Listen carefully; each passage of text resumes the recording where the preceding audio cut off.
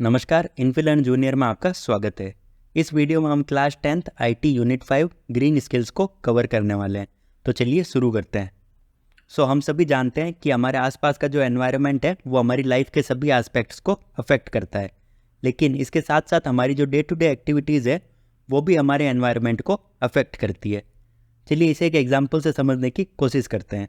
जो लोग सिटीज़ में रहते हैं उन्हें अपने फूड की सप्लाईज जो है वो अपने सराउंडिंग के विलेजेस से मिलती है, एंड जो लोग विलेजेस में रहते हैं वो डिपेंडेंट होते हैं फॉरेस्ट, ग्रासलैंड्स, रिवर्स और सी शोर्स पर अपनी ज़रूरत के रिसोर्सेज को पाने के लिए। नेचुरल रिसोर्सेज जैसे कि पानी, जलाने के लिए लकड़ियाँ, अपने पालतू पशुओं के लिए चारा वगैरह। सभी लोग चाहे वो सिटीज़ में रहते हैं या फिर विलेजेस में अपनी ज़रूरतों को पूरा करने के लिए नेचुरल रिसोर्सेज का यूज करते हैं। लेकिन over the years economic development की वजह से एनवायरमेंटल पोल्यूशन जो है वो काफ़ी इंक्रीज़ हुआ है।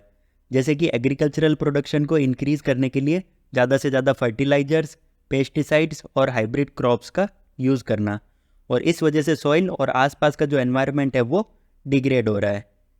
हमें नेचुरल रिसोर्सेज को एक प्लान्ड और सस्टेनेबल तरीके से उसे यूज़ करने की ज़रूरत है, ताकि हमारी जो फ्यूचर जनरेशन्स है वो भी एक अच्छे एनवायरनमेंट को एन्जॉय कर सके। अब हम बात करते हैं अपने सेशन 1 सस्टेनेबल डेवलपमेंट की। आगे बढ़ने से पहले हम अपने आप से कुछ सवाल पूछते हैं। पहला सवाल है, क्या हम नए ट्रीज प्लांट कर रहे हैं या फिर हम उन्हें केवल डिस्ट्रॉय कर रहे हैं अपने यूज़ के लिए। दूसरा क्वेश्चन है, क्या हम अपने वाटर रिसोर्सेज को सेव कर रहे हैं या फिर हम उन्हें केवल पोल्यूट कर रहे हैं अपना गार्बेज डंप करके। तीसरा क्वेश्चन है, क्या हम क्लीन एनर्जी का यूज़ कर रहे हैं या फिर हम ओनली वुड्स और पेट्रोल का यूज़ करके पोल्यूशन को इंक्रीज़ कर रहे हैं।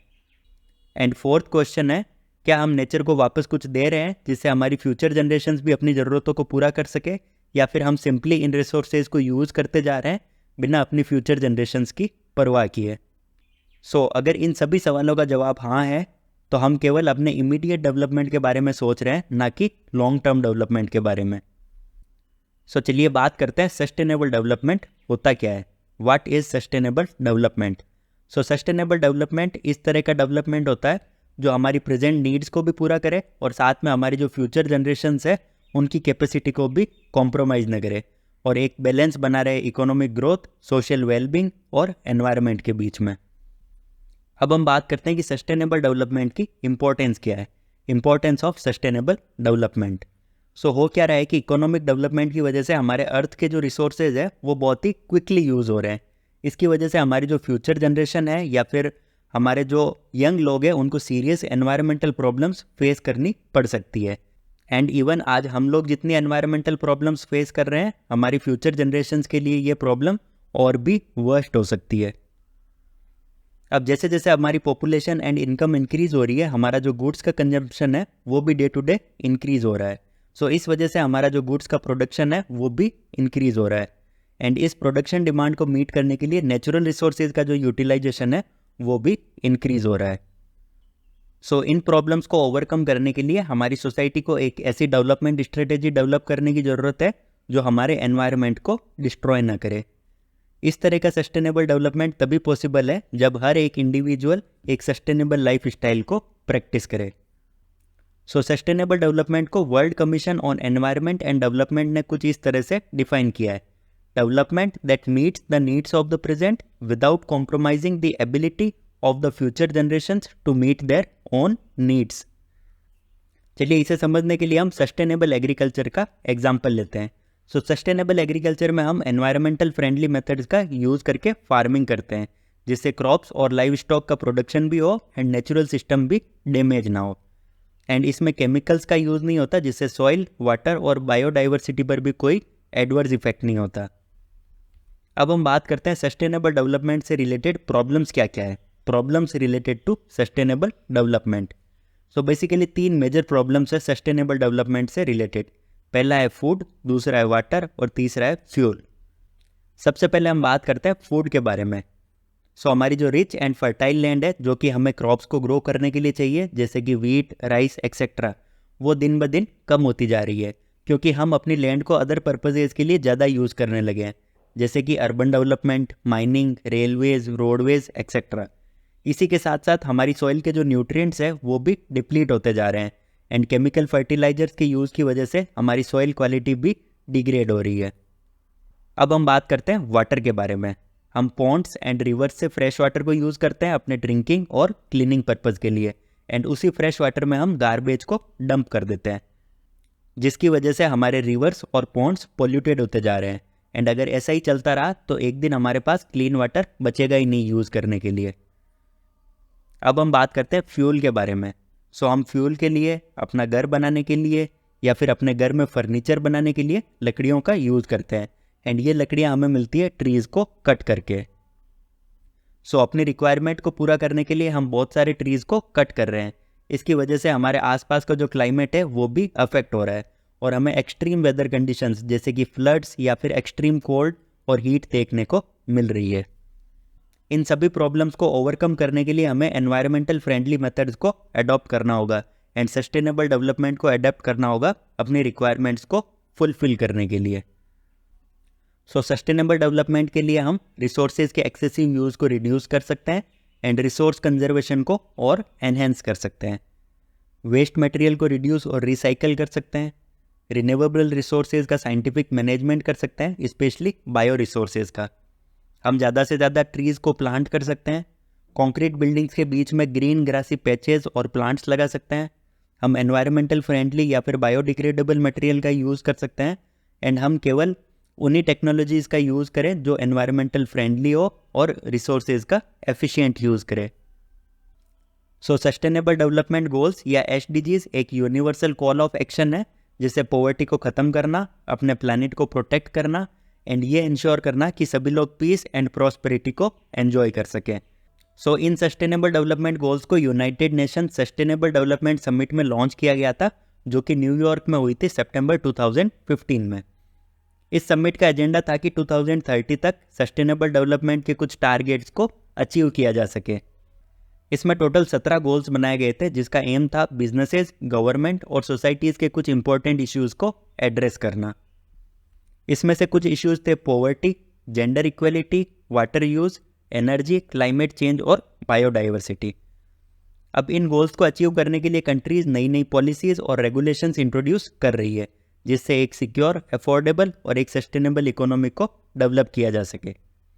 एंड इंडिविजुअल लेवल पे हम एनवायरनमेंट के बारे में अवेयर होकर एंड सस्टेनेबल डेवलपमेंट के बारे में सीख कर अपना कंट्रीब्यूशन दे सकते हैं। अब हम बात करते हैं सस्टेनेबल डेवलपमेंट इनिशिएटिव्स के बारे में। जब मैंगलोर के म्युनिसिपल कॉरपोरेशन ने प्लास्टिक्स को बैन कर दिया था, तब अवस्थ हेगड़े नाम के एक इनोवेटर और एंटरप्रेन्योर सामने आए थे और उन्होंने एक इको फ्रेंडली अल्टरनेटिव प्रपोज किया था। उन्होंने एक 100% बायोडिग्रेडेबल बैग डेवलप किया जो हॉट वाटर में डिजॉल्व हो जाता है एंड नेचुरल एनवायरनमेंट में डिकम्पोज हो जाता है। इस तरह का बैग अभी बहुत सारी कंट्रीज़ में यूज़ हो रहा है एंड इससे एनवायरनमेंट को काफ़ी हेल्प मिल रही है। एक दूसरा इनोवेटिव आइडिया था नारायण पिसापत्ती का, जिन्होंने प्लास्टिक कटलरीज़ को रिप्लेस करने के लिए एडिबल कटलरीज़ को डेवलप किया, जो कि ग्रेन से बनती है एंड उसे हम खा सकते हैं, एंड अगर हम उसे ना भी खा सकें तो भी वो सॉइल में इजीली डिकम्पोज हो सकती है। अब हम बात करते हैं सस्टेनेबल प्रोसेसेस के बारे में। सस्टेनेबल प्रोसेसेस में हमारी आती है ऑर्गेनिक फार्मिंग, वर्मी कंपोस्टिंग और rain water harvesting. Organic farming वो फार्मिंग होती है जिसमें फार्मर्स अपने प्रोडक्शन को इंक्रीज करने के लिए केमिकल पेस्टिसाइड्स और फर्टिलाइजर्स का यूज़ नहीं करते। इसकी जगह फार्मर्स ऑर्गेनिक और नेचुरल फर्टिलाइजर्स जैसे कि काऊ डंग का यूज़ करते हैं, जिससे क्रॉप्स को ग्रो होने में हेल्प मिलती है एंड इससे बेटर क्वालिटी की केमिकल फ्री क्रॉप्स प्रोड्यूस होती है एंड सॉइल क्वालिटी भी मेंटेन रहती है। ऑर्गेनिक फार्मिंग की हेल्प से हम अर्थ के रिसोर्सेज को यूज़ भी कर रहे हैं एंड साथ साथ फ्यूचर जनरेशन्स के लिए रिसोर्सेज को प्रिजर्व भी कर रहे हैं। ये एक बेस्ट एग्जाम्पल है सस्टेनेबल डेवलपमेंट का। अब हम आगे बढ़ते हैं अपने session 2 our role in sustainable development की तरफ। बढ़ती हुई पॉपुलेशन और डेवलपमेंट के साथ साथ नेचुरल रिसोर्सेज का जो कंजम्पशन है वो भी इंक्रीज़ हुआ है, क्योंकि जैसे जैसे पॉपुलेशन इंक्रीज़ होती है वैसे वैसे फूड, एनर्जी और वाटर की रिक्वायरमेंट्स भी बढ़ जाती है। हमें ज़्यादा क्रॉप्स ग्रो करनी पड़ती है और इससे ज़्यादा सॉइल न्यूट्रिएंट्स कंज्यूम होते हैं एंड स्लोली सॉइल जो है वो अनयूजेबल हो जाती है। सिमिलरली फॉसिल फ्यूल्स के साथ भी सेम इशू है। अगर हम इसी तरह फॉसिल फ्यूल्स जैसे कि कोल, ऑयल या नेचुरल गैस को यूज़ करते रहे तो बहुत जल्दी ये नेचुरल रिसोर्सेज ख़त्म हो जाएंगे। सो हम नेचर से बहुत सारे रिसोर्सेज यूज़ तो कर रहे हैं, लेकिन हम नेचर को रिटर्न में क्या दे रहे हैं? हमारी फैक्ट्रीज धुआं देती है जिससे एयर पोल्यूट हो जाती है।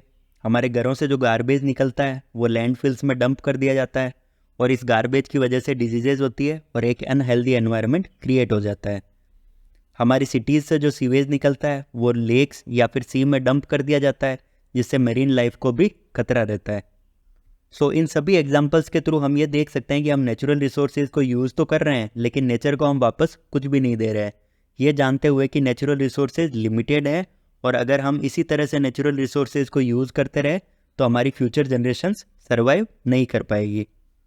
सो एक इनिशिएटिव हमारी मिनिस्ट्री ऑफ रेलवेज़ के द्वारा वाराणसी और रायबरेली में लिया गया है, जिसमें मिनिस्ट्री ऑफ रेलवेज़ ने कूलर्स को इंट्रोड्यूस किया है प्लास्टिक और पेपर कप्स को रिप्लेस करने के लिए एंड अपने ट्रेडिशन को वापस लाने के लिए।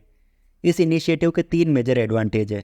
पेपर कप्स को बनाने के लिए जो ट्रीज़ कट करने पड़ते हैं वो रिड्यूस होंगे, कूलर्स बनाने वालों के लिए जॉब्स क्रिएट होगी और वो इकोनॉमी में कंट्रीब्यूट करेंगे एंड इससे प्लास्टिक वेस्ट भी रिड्यूस होगा। अब हम बात करते हैं कि सस्टेनेबल डेवलपमेंट में हमारा क्या रोल है, our role towards sustainable development. So United Nations ने total 17 sustainable goals SDGs form किए ताकि कंट्रीज़ और नेशंस उस पर काम कर सके एंड जो प्रॉब्लम्स है उनके सॉल्यूशंस को फाइंड किया जा सके। सो कंट्रीज़ अपने लेवल पर रूल्स और गाइडलाइंस बना सकती है जिससे पॉवर्टी और हंगर को रिमूव किया जा सके and good health and quality education को एंश्योर किया जा सके। इसके साथ साथ नेशंस कुछ एक्शंस ले जिससे कि लैंड, एयर और वाटर को पोल्यूट होने से बचाया जा सके।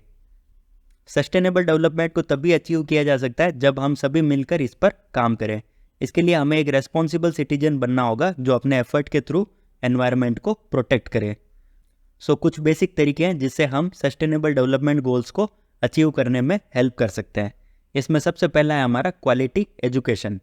एजुकेशन सबसे इंपॉर्टेंट फैक्टर है सस्टेनेबल डेवलपमेंट के लिए, क्योंकि जो बच्चे स्कूल जाते हैं वो आगे चलकर कोई अच्छा बिजनेस या फिर कोई अच्छी जॉब करेंगे जिससे वो अपनी और अपनी फैमिली की केयर कर सकते हैं।